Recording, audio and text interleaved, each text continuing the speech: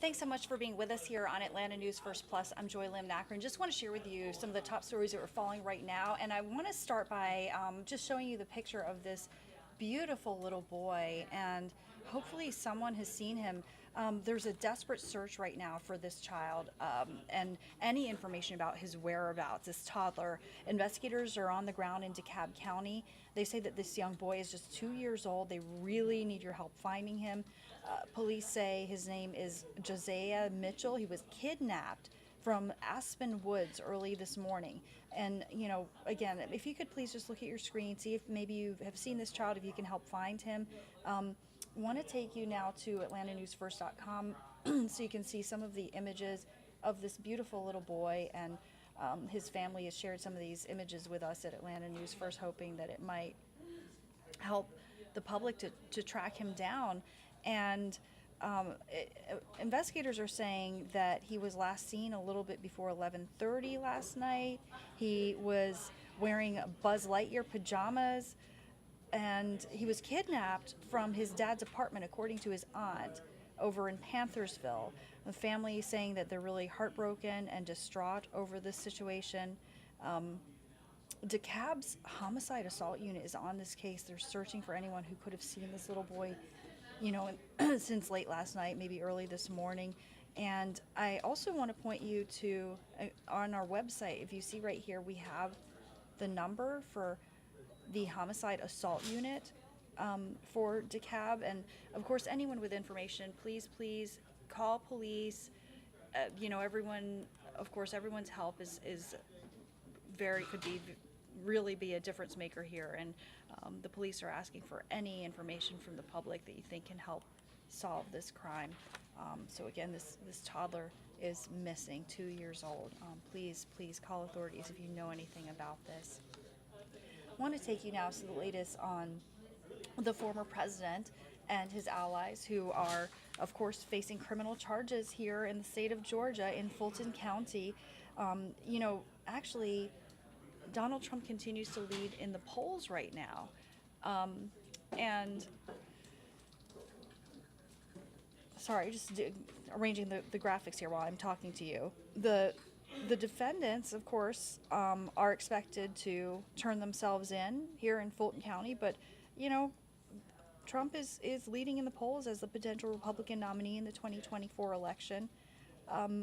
And remember, it's 18 other alleged co-conspirators and Trump himself who are required to surrender themselves to the Fulton County Jail by next Friday.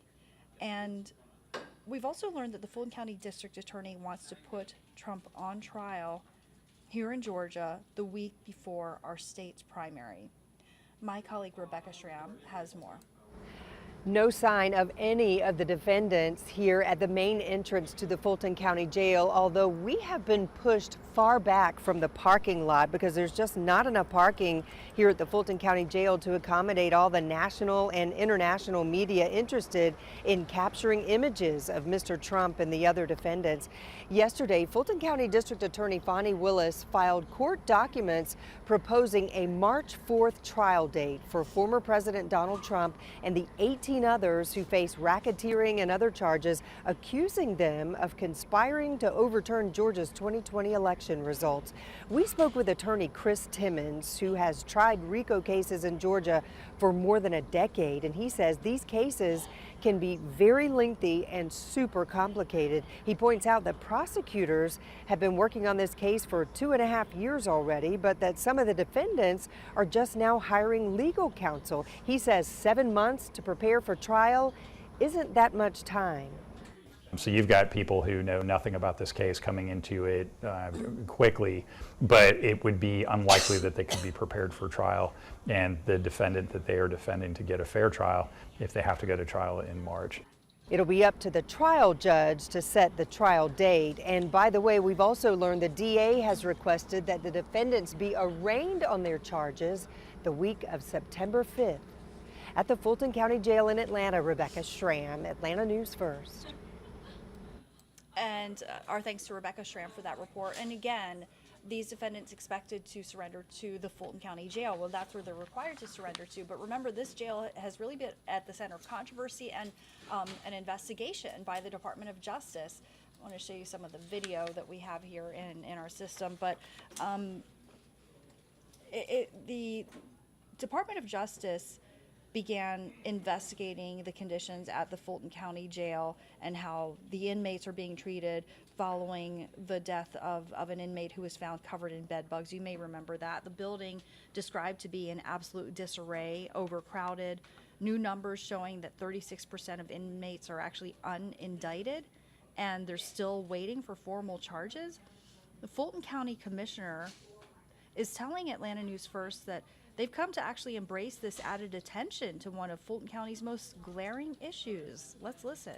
Hey, there's been a spotlight on this jail based on other activities that have gone on. And that's, quite frankly, much more important to me than celebrities going through there and potentially being booked and, you know, whatever show that's going to produce.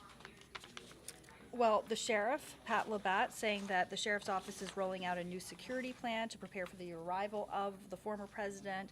But, you know, something very much on the radar is how the conditions of the jail, you know, is the former president going to spend time there? Anyway, it's something that, you know, we have extensive information about on atlantanewsfirst.com. And I've been just reminding people we have a very, very well organized website. I have to commend our web team for putting this together because there's so much information. So we have laid out the key figures, the timeline, the grand jurors. You can listen to the call that really started it all from Donald Trump to Brad Raffensperger, our Secretary of State, essentially saying, you know, that he needs 11,780 votes. Listen to it. What do you think? Do you think he was threatening Brad Raffensperger to say, give me those votes or else? Do you think that he was just expressing himself? That's really all up for debate in this impending trial. I just want to point out, if you go to the top of this page and you just click on Trump investigation, that's how you get to where I've just shown you.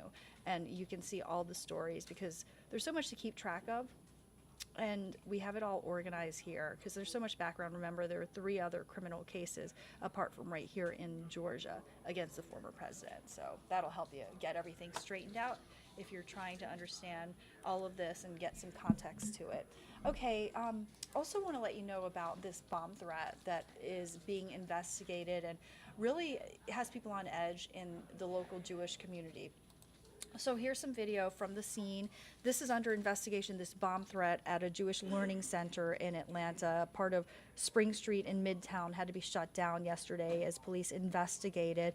It was at the building housing the Jewish Federation of Greater Atlanta and the Bremen Jewish History Museum. About 70 people, visitors and employees, had to be evacuated. Bomb-sniffing canines scoured the building. Eventually, the all-clear was given, but it's just the latest incident in Metro Atlanta that has really put the Jewish community on high alert. Very unfortunate reality of running a Jewish institution right now, that there are idiots out there that do this sort of thing. Well, during the past legislative session of the Georgia General Assembly, a bill that would have more clearly defined anti-Semitism to prosecute hate crimes did not pass. Representatives from the Anti-Defamation League are hoping it'll be brought up again at the next session. That's something that we're going to keep an eye on. Also, you know, want to tell you a little bit, if you're parents out there, you're going to feel for these parents, and maybe you are one of these parents. In Ackworth, a lot of parents are really concerned about a bus stop, which they say is on a busy stretch of road where cars are going, 55 miles an hour. There's a median, it's like a split highway, and they don't think it's safe. So they're really kind of sounding the alarm on this. They say that they've been complaining to the district about it. My colleague Madeline Montgomery has more. I can tell you, I'm glad I have a safety vest on out here. Cars are flying by out here. There's more and more traffic as the morning goes on.